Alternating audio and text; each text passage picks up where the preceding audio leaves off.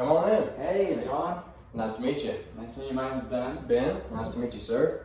Awesome. How are you doing today? Doing pretty good. Enjoying some of the spring weather we're starting to get. Yeah, absolutely. You like doing anything to get outdoors yourself? Yeah, actually, I went out and disc golfed yesterday. That's one of my Okay. favorites. So, yeah, me and my friends, we like to go out and rip some discs every once in a while. How about yourself? Nice. I actually like playing disc golf too. Really? I played the Huntsville course a couple days ago. Heck yeah, awesome. You got any favorite courses around here? Creekside's my home course. Creekside's so favorite. I love to go there. Down in Fayetteville. Right. Yeah, you can't go wrong getting outside and going and doing that with some friends. Absolutely, 100%. Yeah. Well, I'm excited to talk with you about OBD category today. Just talk about the future, where it's going, and how heart plays a role in that. Okay. Just want to make sure we have 10 minutes for today's meeting. Does that sound good to you? That sounds good to me. Yeah, Okay, awesome. Well, I've got a little agenda here that we can kind of walk through. Going through the state of the market, then where heart wins, going into kind of a digital plan, some new ideas for market disruptors that we could bring to the table, and an idea for innovation that we might explore as well. And then just to sum it all up, we can recap. But I first wanted to ask, what are your biggest goals with this category going forward into the next year? So we really want to push into that market share that the big box like Lowe's and Home Depot have. Mm-hmm. We don't necessarily identify as a pro store, but we do want to capture that market share for those people that are buying this to DIY and things like that. So we saw a lot of that through COVID, and that was really good for us. Now we're kind of hitting that slump afterwards, and we're trying to find what our next move is to continue being the largest market share gainer. Yeah, I gotcha. Do you see any big opportunities in that space, specifically things that you're looking for? So we're definitely looking to continue to disrupt the gas market and go into battery powered. We're also looking heavily going into first time home buyers and kind of trying to target them and get them started on our ecosystem so that we can kind of get some repeat purchases. So I would say repeat customers and building brand loyalty as well as kind of some trust and building some authenticity behind it too as well. Okay, awesome. Well, I think that really aligns with some of the things we're bringing to the table today. So Okay. I think we can just jump right into it. Sounds good. Some of this, we just talked about, giving a brief overview. Cordless actually just overtook gas in sales in this category, as you know. And so that presents this huge opportunity for us to step in, and as Walmart and then Hart being a huge part of that, to really just gain market share like you were talking about. Right now though, currently we're 4th in market share. We're losing to Home Depot, Lowe's, and Amazon. Amazon is close. We're looking at about 8% market share for them, 6% for us, and that's something that we think is really attainable, getting some of those online sales, and like you were talking about, first-time buyers.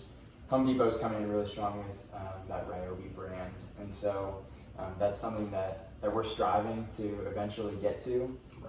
Lowe's, you see currently winning with the largest basket size. They're going to be winning on lawnmowers, and that's something that we see is if you're selling electric mowers, then you're selling your other stuff, and that's the high margin, high profit items that you want to get to. So we think a really good opportunity breaking in is getting people buying more mowers, especially those first time home buyers. Okay. So that's just kind of an overview of the market. Now the current state of customers, you got cordless users, you got gas users. There's actually a lot of crossover there. 67% of cordless users actually own gas, and then 75% of gas users own cordless. A lot of times that's a trimmer. That's what you see the most. And then they get into leaf blowers, and then lower down the line, you start looking at mowers, which, like I said, are really what you need to be moving in order to grow this category. Main thing here is that people have questions about the runtime and the power that electric provides. There's kind of a misconception that it doesn't work as well. And at Hart, we've made the best possible products that you can that compete with gas, and it comes in at a good price point. That's something that we have the competitive advantage in the product, and part of it is just the marketing and getting that information in the hands of the consumer so that they can make the best decision and the right decision for them, especially looking at environmentally conscious consumers going into the future. Okay. Does that align with things you've been seeing as well? Yeah, I think that's pretty on par with what we're seeing on our end as well. Pretty key trends that we're most certainly looking to capitalize on. So Okay. Yeah, that makes a lot of sense to me and sounds good. Awesome. Let's keep trucking along then. So I think that Hart and Walmart are going to win the market, overtake Amazon, and then start making headway towards those Lowe's and Home Depot market share numbers by harnessing first-time buyers, winning with the digital experience that we offer, investing in awareness like I was just talking about, and then winning in OPE mowers and trimmers. All things that I've kind of been mentioning, but we're going to dive into strategy-wise as we continue going. So the first thing I would love to talk about is digital expansion. I have a 4-step plan to propose that I really think can help grow the category, but we're also going to need that support from the Walmart side of things. So I'd love to just open up that conversation. First of all, we would love to launch all items on site to the test and learn process, gaining reviews and providing insight, something through Walmart Connect. The more reviews you have on the product, the more trust you can build behind it. So that's definitely a tool that you guys are providing at Walmart that we want to jump on and we want to utilize. Okay. The second thing is we want to highlight education on the runtime and the power of our equipment by investing in A+ content for all SKUs. So as you're scrolling down the page, you're seeing that information. Right now, I think we have a decent offering there, but we want to incorporate more videos, just more educational opportunities for people to see that the products that we're offering are just as good, if not better than gas, depending on what you're looking for as the customer. And we want to obviously get the best product in the customer's hands that we can. Absolutely. The next part of that digital expansion is bolstering the brand shop. So right now, it's kind of just like a shopping center. Our brand shop is very similar on Walmart's site to just our regular search.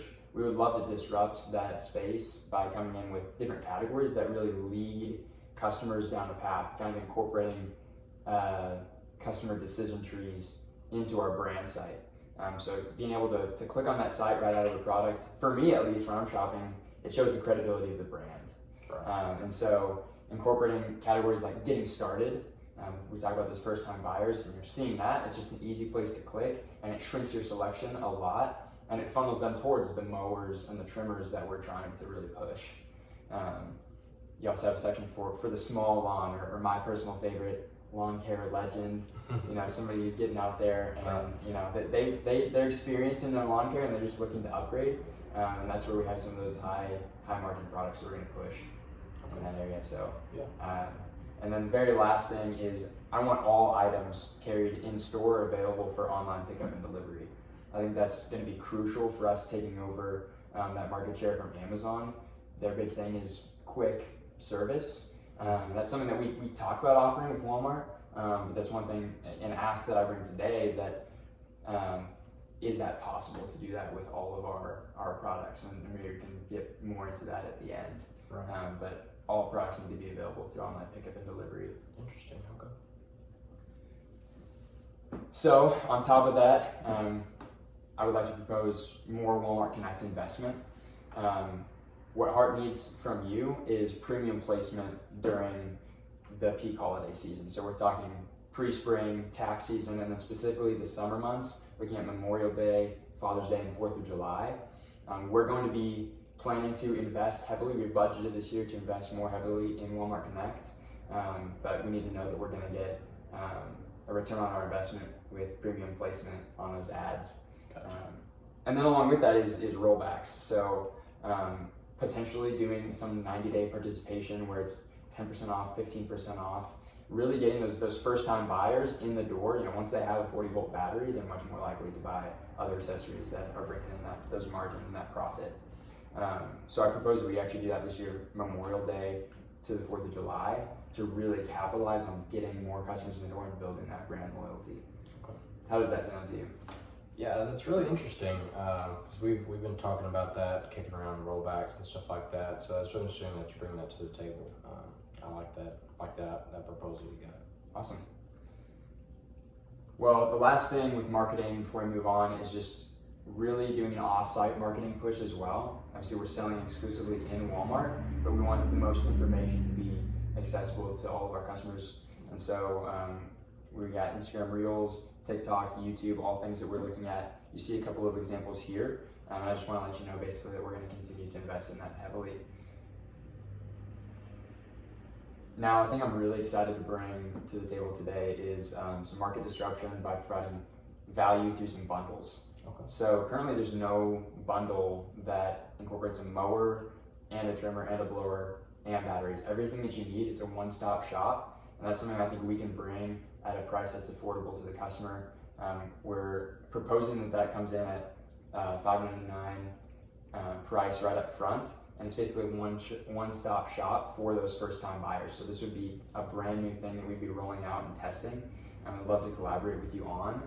And then also bringing in a budget blower with a battery, a leaf blower with battery, and that's coming in at a price point of $99. And so these are really accessible for the customer, providing a ton of value. It is going to take some investment on our part to make sure we get those products sourced. We think that there could be a good demand spike for that, but I don't know, what are your thoughts on a couple new potential disruptors in the category? Yeah, I think we definitely need to, if we're going to target those first-time home buyers and people like that, then we're definitely going to need to get a bundle like that. And I like how you kind of mentioned too with the getting started page and kind of bringing that together. I think that's pretty on brand with where we're heading here. So great, I love it. Well, the last thing that I want to bring to you, this is a little bit more out there of an idea, but it's an innovation, is incorporating a gas trade-in program. So this would be a unique way to engage gas owners and convert to OPD by trading for electric credit. So this is something that we've done, or Walmart, you've done in the past when you partner with TerraCycle to do the car seat recycling program. So car seats, they expire, they're no good anymore. People can come in and get a $30 credit towards a new car seat. Again, building that loyalty. I'm seeing it right now with City of Bedford. They're doing electric lawn equipment buyback. And so something radical that we can come in and potentially do, we could potentially put some investment up for this on Hart's end, is working into the future by having a gas trading program at Walmart. So my proposal would be that that would go into play in March of 2025 next year.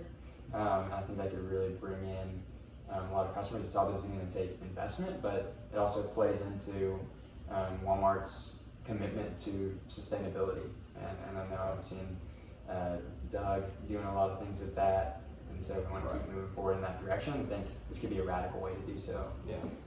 I don't know if that's something that seems plausible to you at all. Yeah, I'm not too sure on exactly how that would work for us. If we could, I'd have to work out with the logistics of staffing and stuff like that. But I think it's something that we could probably pull off. Like you said, if we could get some investment on your end, that would definitely be helpful. So Definitely.